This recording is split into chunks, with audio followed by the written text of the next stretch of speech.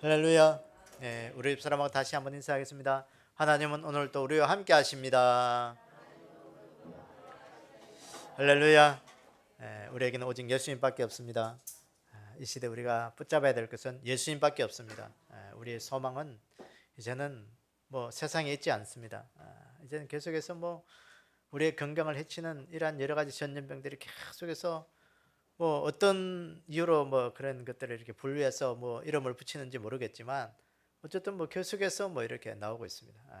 그래서 오늘 우리가 예수 그리스도의 그 은혜와 평강으로 우리가 예배드리고 믿음 생활 잘 할 수 있는 우리의 삶이 되기를 원합니다. 오늘 우리가 예수님의 그 십자가, 예수님의 재림, 우리의 믿음만이 오늘 우리는 구원을 받을 수 있습니다. 구원받는다 말은 우리가 천국 간다는 것이죠. 우리가 죽어서 천국 갈 수 있다는 이 말입니다. 그래서 오늘 우리가 이 땅의 삶이 전부가 아니고 오늘 우리가 영혼이 있는데 우리가 영혼이 죽으면 천국 갈 수 있는 그 믿음은 뭐냐? 예수님의 십자가를 믿고 예수님의 재림을 사모하고 오늘 우리 그 예수님의 십자가와 재림을 믿는 그 믿음만이 오늘 우리는 구원받을 수 있다. 천국 갈 수 있다.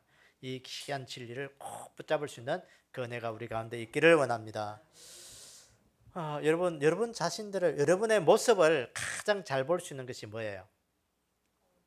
거울이죠, 거울. 아마 오늘 아침에도 교회 오기 전에 거울을 몇 번이나 보고 머리도 다듬고 얼굴도 보고 우리 여성분들은 화장할 때 거울을 뭐 이렇게 뭐 뚫어져다 쳐다보면서 아마 화장도 했을 것이에요.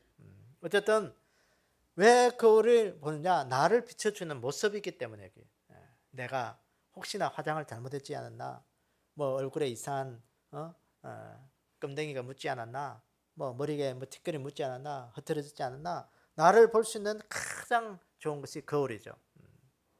그래서 성경은 하나님의 말씀을 거울이다 그렇게 비유를 합니다. 그래서 왜 거울이냐?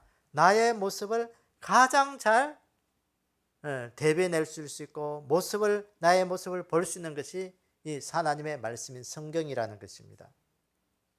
그래서 오늘 또 예배 드릴 때 나를 가장 잘 볼 수 있는 하나님의 말씀 앞에 설 수 있는 이 한 시간이 되기를 원합니다. 그래서 예배 드릴 때마다 나의 모습을 비춰주는 그 하나님의 말씀 앞에 나를 보고 영적인 모습을 보는 것이죠. 내 영적인 모습을 보고 나를 고쳐나가는 거예요. 온맵시가 내 모습이 이렇게 흐트러져 있구나. 내 영적인 모습이 이렇게 잘못됐구나. 다시 고치는 거예요. 고치는 거. 그 모습을 보고도 고치지 않는다면 그건 참 인생이 피곤하고 힘든 거예요. 그건 지옥 갈 수밖에 없어요. 그래서 내 인생 속에 내 영적인 모습을 볼 때 나를 고치는 이 귀한 예배 시간이 되기를 원합니다. 그래서 예배는 뭐냐? 이 예배 시간은 세상에 소망이 끊어진 자들이 예수님 만나고 큰 소망을 다시 가지는 거예요.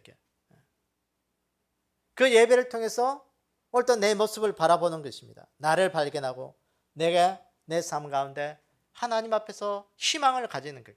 믿음으로 다시 일어설 수 있는 그런 모습으로 나를 발견하고 내 삶을 바꾸어 가는 것이 바로 예배다 하는 것을 좀 기억하기를 원합니다. 여러분 김환영이라는 시인이 쓴 시가 하나 있는데 그 울꽃이라는 시입니다. 울꽃. 그 울꽃이라는 시를 보면 이런 이야기를 합니다. 할머니 어디 가요? 예배당 간다. 근데 왜 울면서 가요? 울려고 간다. 왜 예배당 가서 울어요? 울 때가 예배당밖에 없다 하는 그 짧은 시가 있습니다. 여러분 이 시를 들으면서 어떤 마음이 생기십니까? 여러분 교회 올 때 어떤 느낌으로 옵니까? 교회 와서 눈물이 나는 것은 가장 좋은 거예요. 나 왜 눈물이 나요? 나를 볼 수 있는 것이 바로 이 교회이고 하나님 앞이고 말씀 앞이기 때문에 그러게. 이 교회 와서 눈물이 나는 것은 세상에서 참 힘들고 악착같이 살다가 아버지 폼이 왔을 때 그것이 위로가 되고 내 모든 삶의 감정들이 그 속에서 다 쏟아내고 싶을 때, 어둠에 있을 때, 힘듦에 있을 때, 십자가 앞에 있을 때 내 모든 것을 쏟아내고 싶을 때 그것이 눈물이 나는 거예요.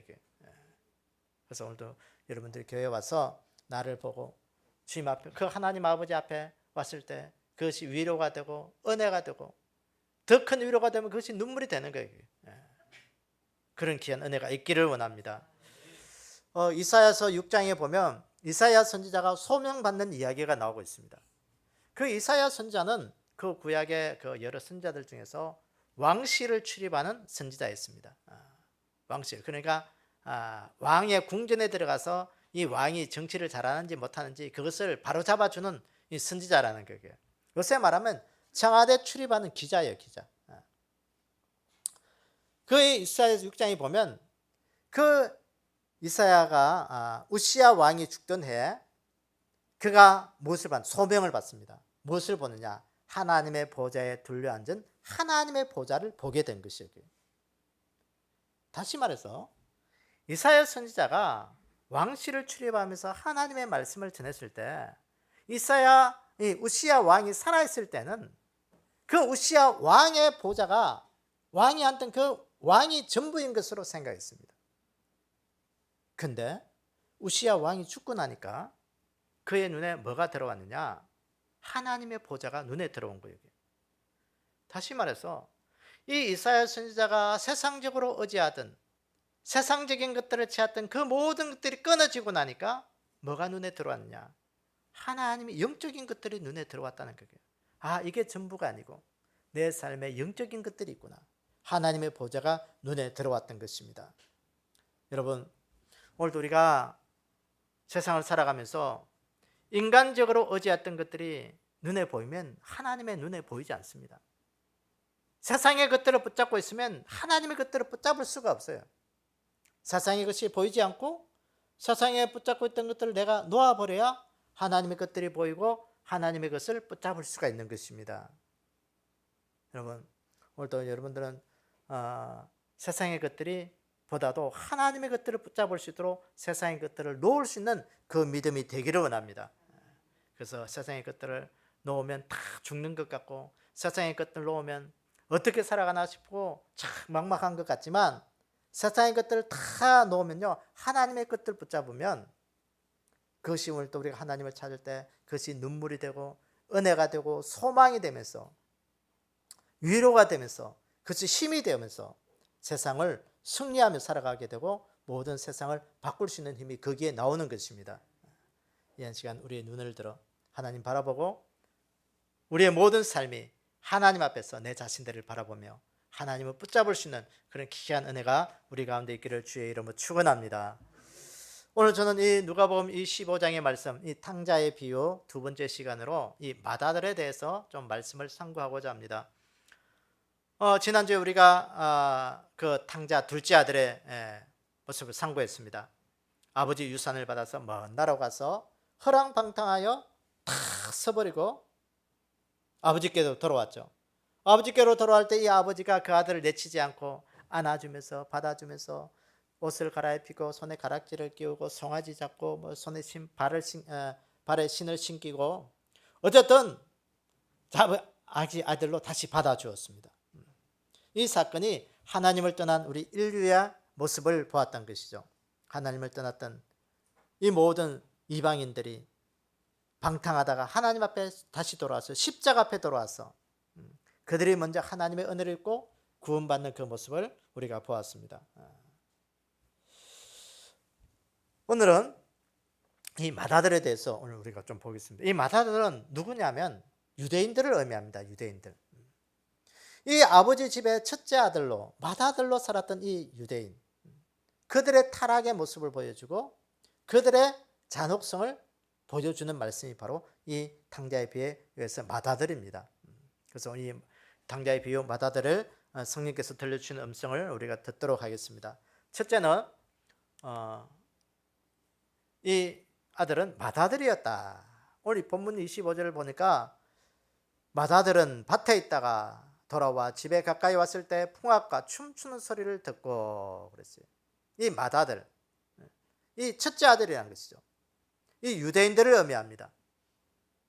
다시 말해서 이 유대인들은 하나님 앞에 먼저 선택받은 믿음의 사람들이었다는 것이에요. 선택받은 맏아들이었다는 것입니다. 맏아들이 뭐냐? 첫째 아들이죠. 하나님께서 첫 번째 장자는 다 내 것이라, 하나님의 것이라 말씀하셨습니다. 그래서 그 집에 그 아들이 2명 있었는데 첫 번째 아들은 맏아들로서 하나님의 것으로 구별되어 그저 아버지 집에서 그냥 묵묵히 일만 했던 그런 자였다는 것입니다. 이 맏아들이라는 말은 이 헬라어로 보면 히오스 이랬는데 이 육적인 부자 관계를 이야기하는 게 육적인 아들이라는 것이죠. 이 육적인 아들은 아버지의 상속권이 있는 자입니다. 그리고 이 아들은 이 맏아들은요 아버지와 가장 친한 자에게 이게 남자 자식들은 자녀들은요 크면서 아버지하고 자꾸 친해져요. 어릴 때는 엄마하고 아이들이 친해지지만 남자아이들은 아버지와 더 친해지고 여자아이들은 엄마와 더 친해지는 것을 이렇게 보게 됩니다. 가정들마다. 어쨌든 아버지와 가장 친한 자이고 또 야곱은 이 첫째 아들 르우벤을 낳고 난 다음에요 그가 고백하기를 내 힘의 기력의 시작이라 그렇게 고백했습니다.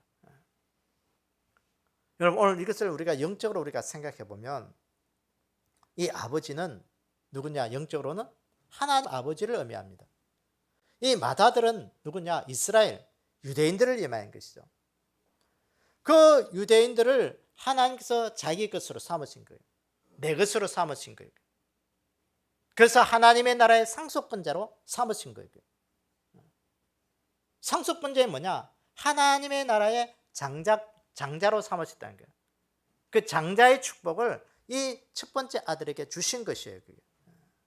그래서 하나님의 기업을 받을 수 있는 하나님과 함께 할 수 있는 그런 놀라운 특별한 특권, 특별한 은혜를 그들에게 주셨다는 것입니다. 유대인들이 받은 이 특별한 은혜, 장자의 축복권이죠. 장자의 은혜. 여러분 결코 작은 게 아니에요. 하나님의 나라의 축복권입니다. 엄청난 은혜였고 축복이에요. 그게. 그래서 출애굽기 3장에 보면 이스라엘 백성들을 하나님께서 택하신 그 출애굽의 사건을 나오고 이야기하십니다. 유대인들을 먼저 내가 택해서 애굽에 있을 때 그들을 내가 불러서 광야를 통해서 가나안 땅에 주인 되게 하셨다 했습니다. 그 고통당하는 자기 백성을 자기 이스라엘 백성들을 자기 백성으로 삼아서 그 가나안 땅에 천국의 주인 되게 그들을 불올렸다는 것이죠. 여러분 이 맏아들은 자기 아버지 집에 있으면서 그 구원받은 그 장자권의 축복이 있음에도 불구하고 이 아들은 그것에 대해서 감사를 누리지 못했던 것입니다. 여러분 이 첫 번째 장자의 축복권이 얼마나 감사하고 귀중하냐. 그건 오늘도 우리가 하나님 앞에 받은 놀라운 축복의 역사예요. 오늘도 우리가 이 하나님 앞에 우리가 믿음으로 구원받음에 대해서 감사할 수 있는 그 은혜가 우리 가운데 늘 있기를 원합니다. 축복을 감사하셔야 돼요. 하나님이 주신 나에게 이 은혜를 감사할 수 있는 그 믿음이 되기를 원합니다. 이 맏아들은 아버지 집의 첫 번째 그 장자의 그 축복을 감사하지 못했던 것입니다. 미국의 시티 연구소에 아서 브룩스라는 이 감사 신학자가 있습니다. 이 분이 이야기하기를 감사는 인간의 가장 행복한 요소인데 매일 하루에 2가지씩만 감사를 생각해서 기록하고 그것을 묵상한다면 그 인생은 축복의 삶이 되고 형통의 삶을 이루는 비결이 될 것이다. 그렇게 이야기를 했습니다. 매일매일 감사를 여러분도 한번 빠지지 않고 2가지씩만 감사를 한번 기록해 보세요. 그것을 감사하고 그것을 기도하는 그 습관을 기른다면 여러분들의 삶은 변화될 것입니다. 여러분 이것을 가지고 신경과학계 2015년도에 신경과학계가 그러니까 신경과학계는 우리 머리를 연구하는 그런 곳이죠. 이 감사의 유전자를 찾아냈습니다. 감사의 유전자. 감사도 유전자가 있더라는 것이에요. 그러니까 이 유전자를 가진 자들은요 보니까 늘 감사하고 사랑이 풍성하고 긍정적인 그 감정과 마인드를 가지고 살더라는 거예요. 그런 사람들을 보니까 그런 사람들은 감사의 유전자가 더 많다는 거예요. 여러분 어떤 유전자가 더 많냐에 따라서 우리의 육신도 보면요 어떤 똑같은 음식을 먹더라도 어떤 사람은 그 병에 걸리기도 안 걸리기도 해요. 그 유전자가 다르기 때문에 그래요. 오늘도 우리의 삶 가운데도 이 감사의 유전자를 가지는 그 믿음이 우리 가운데 늘 있기를 원합니다. 우리 믿음의 사람들에게는요, 감사의 유전자가 많아야 돼요. 감사 유전자가 없는 자들을 보면요, 늘 원망하고 불평하는 것이 생활의 습관이 되어버렸어요. 그래서 사도 바울도 데살로니가 오전에 보면 이렇게 말씀하잖아요. 항상 기뻐하라, 쉬지 말고 기도하라, 범사에 어떻게 하라? 감사해라. 이것이 그리스도 예수 안에서 너희를 향하신 하나님의 뜻이니라. 할렐루야. 항상 기뻐하고 범사에 감사해라.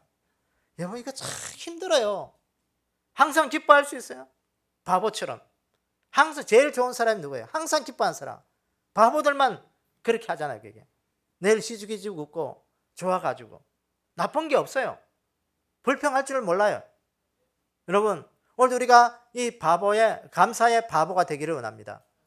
감사하는 일에는 바보가 되기를 원합니다. 범사에 감사해라. 항상 기뻐하고 범사에 감사해라. 이 구원받은 우리 믿음의 삶에는 오늘 우리 안에 이 감사의 유전자로 많이 채우는 그 유전자를 만들기를 원합니다. 유전자를 바꾸셔야 돼요. 바꾸셔야 돼요. 유전자는 바꿀 수 있습니다. 식생활 개선하고 삶의 행동, 삶의 습관을 바꾸면 이 유전자는 바뀌게 되어 있습니다. 오늘 우리 안에 이 감사의 유전자를 바꾸는 그 귀한 은혜가 우리 가운데 있기를 원합니다. 여러분, 오늘도 우리가 생각해 보세요. 하나님께서 나를 선택해서 구원받은 믿음의 백성으로 살아가게 했습니다. 오늘도 내가 하나님을 선택하고 내가 천국 가는 것 같지만 내가 가는 거 아니에요. 하나님이 직접 이 땅에 오셔서 우리를 구원해 주신 그 은혜 얼마나 감사해요. 여러분 생각해 보세요. 70억 이 지구상의 인구 중에서 나를 하나님의 사람으로 선택해서 불러주셔서 오늘 예배 드리게 하시고 하나님의 사람으로 천국 가는 그런 사람으로 오늘도 나를 세워주셨다. 다시 말해서 오늘도 이 땅에 천국 가는 믿음의 맏아들 장자꾼의 축복을 나에게 주셨다. 얼마나 감사해요. 이 탕자의 비유에서 이 맏아들은 그 장자의 축복권에 대해서 감사하지를 못했다는 것입니다. 이스라엘 백성들은 그 장자의 축복권을 감사하지 못하고 있는 것이고, 오늘 우리 안에 이 감사를 다시 해보면서 하나님 주신 이 맏아들 장자의 축복권을 귀하게 깨닫고 감사하는 삶으로 천국의 귀한 믿음의 사람으로 살아갈 수 있는 그런 귀한 은혜가 우리 가운데 있기를 주님의 이름으로 축원합니다. 둘째로 이 탕자의 비유 두 번째 아들 이 맏아들은 이 둘째 아들 자기 동생이 돌아온 것에 대해서 노했다 그랬습니다. 그가 노하여 들어가고자 아니하거든. 그 둘째 아들 자기 동생이 살아온 것에 대해서 아버지가 잔치를 벌이고 있는데 그 잔치집에 안 들어가려고 했어요. 노한 거예요. 노한 거예요. 다시 말해서 이 말은 유대인들은 그 놓았다 타락했다는 것이 타락의 의미를 여기서 보여주고 있는 것입니다. 이 노한 것도 보면 이 원어에 보면 그냥 뭐 우리가 말하는 삐치는 정도가 아니고 극한 분노를 바라고 격분하다는 그런 의미의 단어를 쓰고 있습니다. 아주 뭐 화가 나가 막 어쩔 줄 몰라서 막 이리 뛰고 저리 뛰고 그래 뛴다는 것이요. 그 아기 맏아들이 아버지하고 불평합니다. 아버지의 이 처사를 나는 이해할 수가 없다라는 거예요. 도저히 용납할 수 없다라는 거예요. 나는 아버지 저하고 집에서 이렇게 뼈 빠지게 농사 짓고 아버지 일을 도와서도 나를 위해서는 염소 새끼 하나도 안 잡아주더니 내 붓으로 내 친구들과 함께 먹으라고 뭐 어떻게 한번 그렇게 안 해주더니 아버지 가산 다 받아가지고 먼 날에 가서 허랑방탕하고 그거 다 써버리고 그런 아들이 돌아왔을 때는 송아지 잡고 옷도 갈아입히고 뭐하고 아버지 그 다 주 그런 것이 뭐냐 이게. 여러분 같으면 어떡하겠어요? 요새도 보면 가정에서 가장 불화가 뭐냐, 이게 유산 받는 문제로 참 가정이 이게 분기박산 나는 가정들이 많더라고요. 이게 그 아버지 돈 그거 좀 받으려고 어떻게 하는지 형제 위에 깨지면서 그거 하나 더 받으려고 어떻게 하는지 그렇게 하는 거예요. 이 유대인도 이 맏아들도 마찬가지였습니다. 격분하고 분노하는 것이 뭐 이게 들끓어 올라오는 것이에요. 여러분, 이 마다들은 이 유대인에서 그들은 선민으로서 하나님 앞에 선택받은 민족이었습니다. 그런 그들은 이런 생각을 늘 가지고 있습니다. 우리만 하나님 앞에 구원받을 수 있지, 다른 사람들은, 이방인들은 이 지옥의 불쏘시개로 하나님이 만들어 놓으셨다. 지옥과도 당연하다는 것입니다. 아주 멸시하고 정밀히 여기는 것이 유대인들의 모습이었습니다. 제가 전에도 이야기했지만 이스라엘 성지 가서 그 바리새인들, 우리가 여러분들 찾아보시면 뭐 까만 옷 입고 이렇게 그 정통 유대인들한테 가서 사진 좀 찍으려고 같이 찍자니까 줄대로 안 찍더라고요. 그러니까 이방인들하고 사진 안 찍겠다는 것이죠. 그러니까 이들은 이 교만과 아집과 독선에 사로잡혀서 자기들만 우월하고 자기들만 잘난 것으로 생각하고 있다가 예수님이 이 땅에 오셨을 때도 그들은 예수님을 절대로 인정하지 않죠. 지금도 정통 유대인들은 예수님 인정하지 않습니다. 예수님 인정하지 않고 신약 성경을 읽는 것을 금서로 금서. 신약 성경 읽다가 발각되면 그들은 뭐 감옥 가고 벌금 내야 되는 거예요. 그런 거예요. 그래서 유대인들의 모습에서 아주 독선적이고 아주 아집적이고 자기 교만에 빠져있던 그렇게 타락되어 가는 것을 오늘 여기서 의미하는 것입니다. 그런데 예수님께서 이 땅에 오셔서 어떻게 살았습니까? 죄인들과 세리와 창기들과 이방인들을 위하여 그들과 가까이 하고 그들에게 복음을 전하고 그들에게 하나님의 나라를 전파하고 그들에게 뭔가 찾고 하니까 이 유대인들은 싫어했던 것이에요. 그 싫어한 것이 뭐야? 결국은 예수님을 십자가에 못 박아 죽이는 데 내어놓았던 것입니다. 이 유대인들의 타락의 모습이에요. 그래서 마태복음 21장에 보면 예수님께서 예루살렘 성전에 올라가서 하신 첫 번째로 하신 것이 예루살렘 성전 정화 사건의 이야기가 있습니다. 예수님 시대에도 이 이스라엘 백성들이 얼마나 타락했느냐, 그 타락의 일로가 어디까지 왔느냐, 성전 안에까지 깊숙하게 들어간 거예요.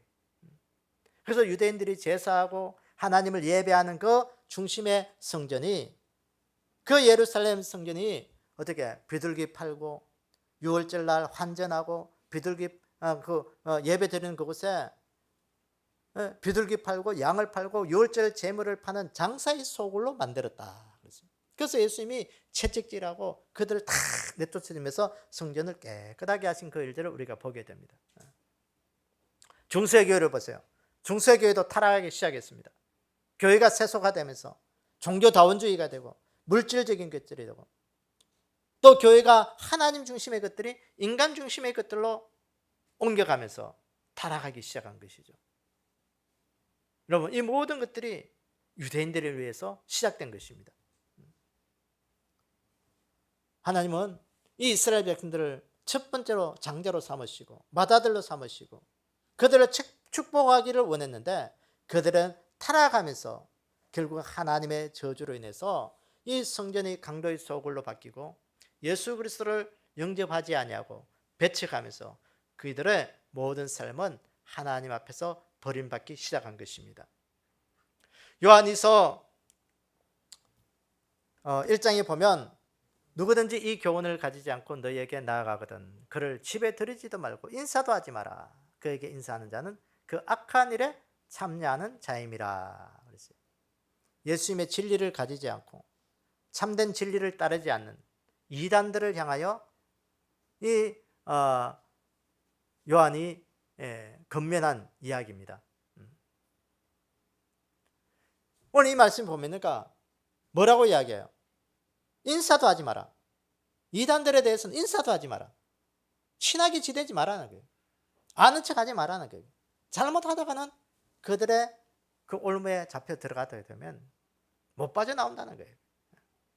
중세교회도 보세요. 하나님 중심으로 있다가 인간 중심으로 변질이 되니까 교회가 타락하기 시작하고 교회가 걷잡을 수 없이 하나님을 떠나는 그런 일들이 되어버렸습니다. 여러분, 타락한 자들은 악의 길로 가게 되어 있는 것이고 특히 예수님 믿다가 타락하게 되면요 그만큼 세상에서 고집 세고 악을 행하는 자들이 없어요. 여러분, 오늘도 우리는 하나님의 복음을 받은 자들로서, 오늘도 하나님의 말씀 앞에 우리가 순종하는 믿음의 사람으로서 이 마다들이 타락의 길로 간 그 길로 가지 않기를 원합니다. 우리에게는 복음의 본질을 깨닫고 하나님 앞에 가까이 가는 그 믿음의 삶을 우리는 살아야 되겠습니다. 우리가 하나님 앞에 착한 사람으로서, 우리는 하나님 앞에 그 장자의 축복권을 받은 첫 번째로서 하나님의 귀한 은혜 앞에 우리가 다시 한 번 더 설 수 있는 그런 귀한 은혜가 우리 가운데 있기를 주님의 이름으로 축원합니다. 탕자의 비유 마다들의 세 번째는 동생을 맞아 송아지 잡는 일을 이해하지 못했다는 것입니다. 오늘 본문 30절에 보니까 아버지의 살림을 창녀들과 함께 삼켜버린 이 아들이 돌아오매 이를 위하여 살찐 송아지를 잡으셨나이다. 아버지가 내 둘째 아들, 내 동생을 위하여 송아지 잡는 것, 그러니까 예수님께서 십자가에 못 박혀 돌아가신 그 일들을 이 유대인들은 이해를 하지 못했다는 거예요. 예수님의 그 십자가의 사건, 진리를 알지 못하고 있었다는 것입니다. 왜 내 동생을 위하여, 이방인들을 위하여 예수님이 십자가에 돌아가셔야 돼요? 이 형이 납득할 수 없는 게 한 가지가 뭐냐? 이 아버지의 이 행동이었습니다. 송아지를 잡는 거였습니다. 이 동생에 대해서 악담을 하는 것이죠. 이 동생이 뭐예요? 아버지의 살림 다 거들내고 창녀들, 그것도 그냥 거들낸 게 아니고 창녀들과 함께 먹어버린다 했습니다. 아버지의 이 살림은, 이게 헬라어로 보면 아버지의 기초, 토대, 집안의 기둥, 그 기둥 뽑아갔다는 거예요. 기둥 뽑아갔다는 거예요. 기초를 잡아먹어버린 이 아들을 위해서, 이 쓸모없고 타락한 이 아들을 위해서 송아지를 잡는 거 이해를 못하겠다. 예수님이 돌아가신 거 이해를 못하겠다는 거예요. 아직도 이해를 못하고 있다는 거예요. 여러분, 이 둘째 아들이 이해하지 못한 것, 지금도 유대인들이 이해를 하지 못하고 있죠. 지옥의 불쏘시개로 만든 이 이방인들이 하나님 앞에 돌아온다, 하나님을 안다?